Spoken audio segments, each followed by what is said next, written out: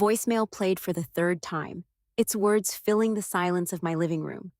Mom, Sarah and I want our Paris vacation to be just the two of us. The places we're visiting are very exclusive, and honestly, they aren't really your style.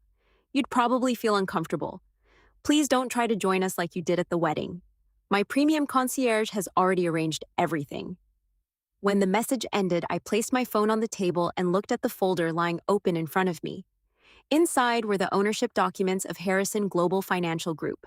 Most people knew the company as one of the world's leading private banking institutions. Very few knew that I had spent 35 years building it from nothing. Even fewer knew that I had served as its CEO until my retirement only a month earlier. The black card Thomas loved showing off everywhere. The same card he believed proved he had entered the world of the elite. Had been personally approved by me.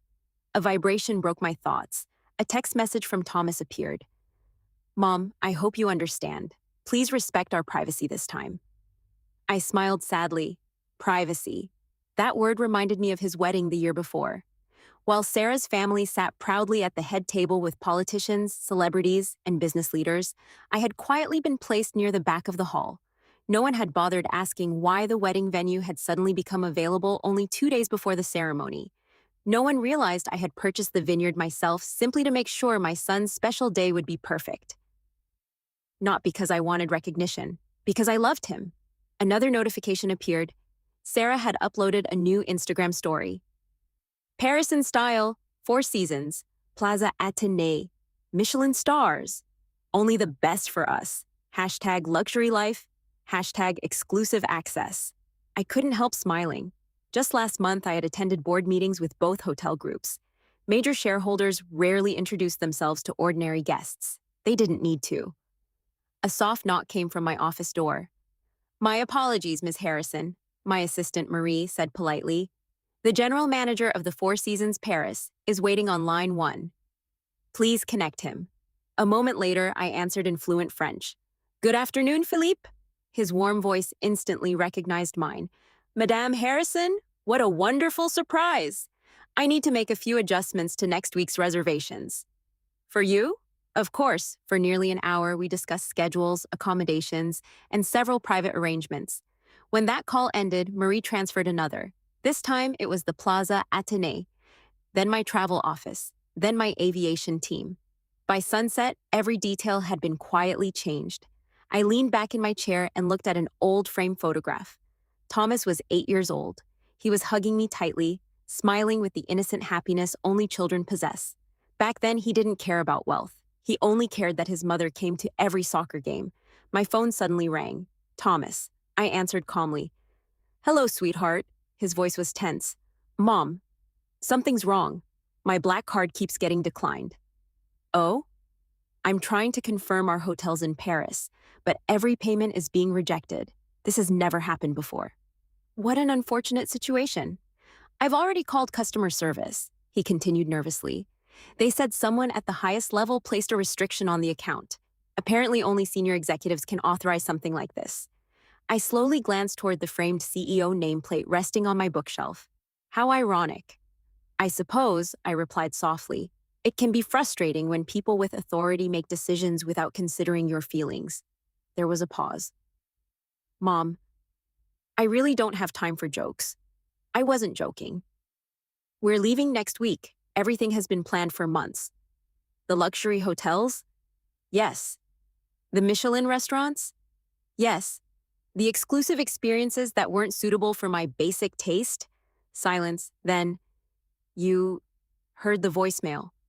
More than once. His breathing became heavier. Mom, do you know why my card isn't working? I smiled quietly. Let's just say your mother has more connections than you ever imagined. Another long silence followed. Then, in a voice filled with confusion, he asked the question that should have been asked years ago. Mom? What exactly do you do? I glanced once more at the polished CEO nameplate resting on my desk before answering. Why don't you come over for dinner tonight? I said calmly. Bring Sarah, and Patricia too. I think it's time we all had an honest conversation. Thomas hesitated. Mom, you're starting to scare me. I'll see you at 7. I ended the call before he could ask another question. A few moments later, Marie stepped into my office with her tablet. Everything has been confirmed, Miss Harrison. The presidential suite at the Plaza Athénée has been transferred to your reservation. The diplomatic suite at the Four Seasons is also ready whenever you arrive. And the aircraft? Our Gulfstream will be fueled and waiting. Excellent. As Marie left, I picked up the framed wedding photograph sitting beside my desk. Thomas and Sarah stood beneath a canopy of flowers, smiling proudly in front of the vineyard. Neither of them had ever wondered why such a famous estate had suddenly become available at the last minute. Sometimes people are so focused on appearances that they never notice the quiet hands making everything possible. Exactly at 7 o'clock, the doorbell rang. When I opened the door, Thomas stood there with Sarah beside him. Behind them was Patricia, dressed in another expensive designer outfit and wearing the same confident smile she had worn at the wedding. Good. She deserved to hear every word. Please come in, I said warmly. They stepped inside my penthouse, looking around with quiet surprise. Unlike the extravagant homes they admired online, my apartment was elegant without being flashy. Every painting had a story, every piece of furniture had been collected during my travels. Nothing had been purchased simply to impress strangers. Dinner was already waiting on the terrace. A private chef placed the first course before us, while soft jazz drifted through hidden speakers. Thomas looked uncomfortable. Mom, about my card. We'll discuss business after dinner, I interrupted gently. For now, let's simply enjoy the evening. Sarah glanced around the terrace. This place is beautiful. Thank you. Patricia lifted her wine glass.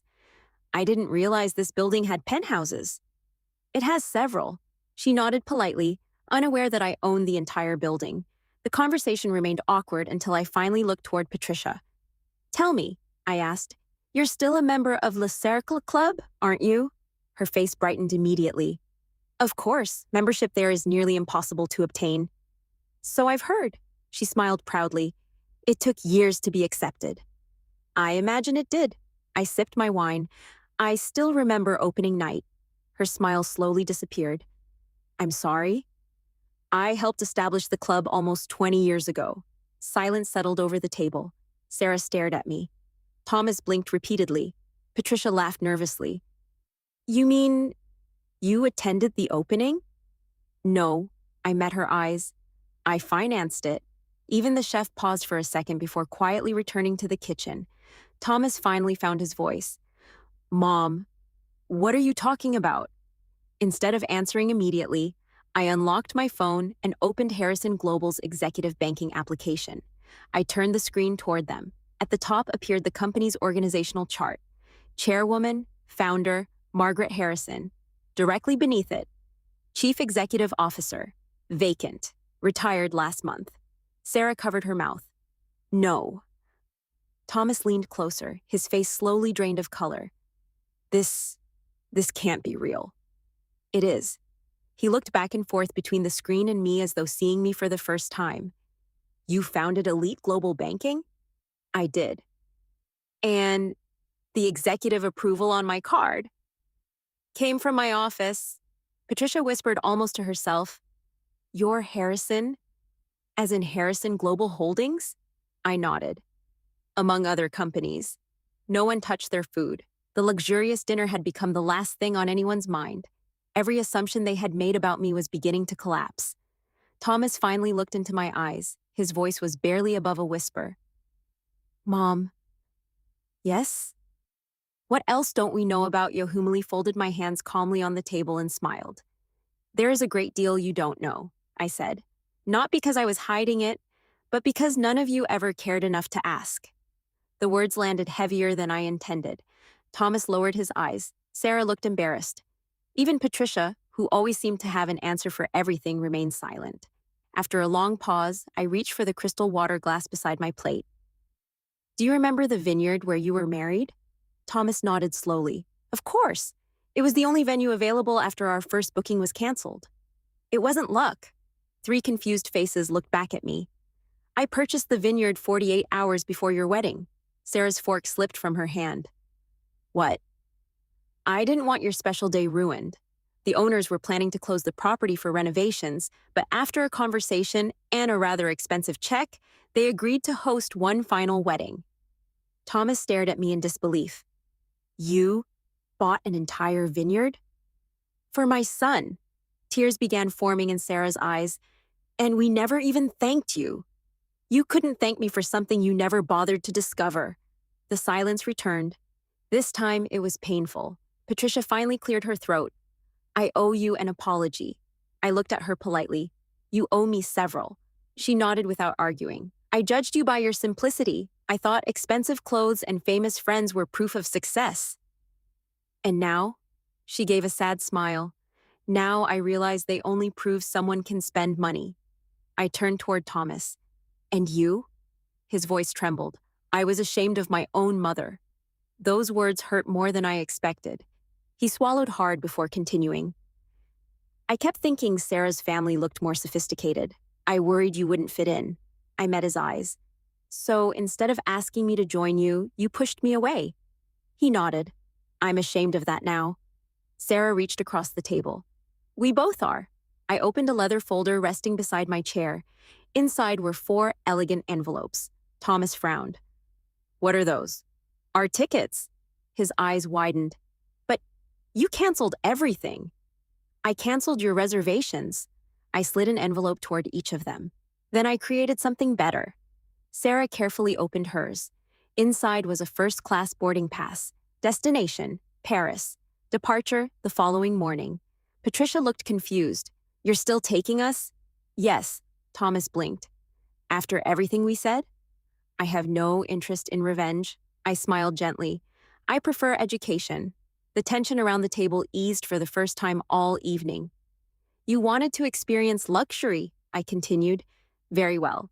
I'll show you what genuine elegance actually looks like. Sarah looked at me curiously. What's the difference? The version you planned was about impressing strangers. I leaned back in my chair. The version I know is about culture, kindness, history, and gratitude. Thomas slowly smiled through watery eyes. I don't think we've ever really understood what class means. No, I replied softly, but I believe you're finally ready to learn. For the first time in years, dinner continued without anyone checking a phone, mentioning social media, or trying to impress one another. Instead, we talked, really talked, about family, about mistakes, about forgiveness. When they finally stood to leave, Thomas hugged me tightly, the same way he had when he was 8 years old. I'm sorry, Mom. I returned the embrace. I know. He stepped back. I'll spend the rest of my life proving it. As I watched their car disappear into the night, I looked up at the stars above the city. Some journeys begin with luxury. The most important ones begin with humility.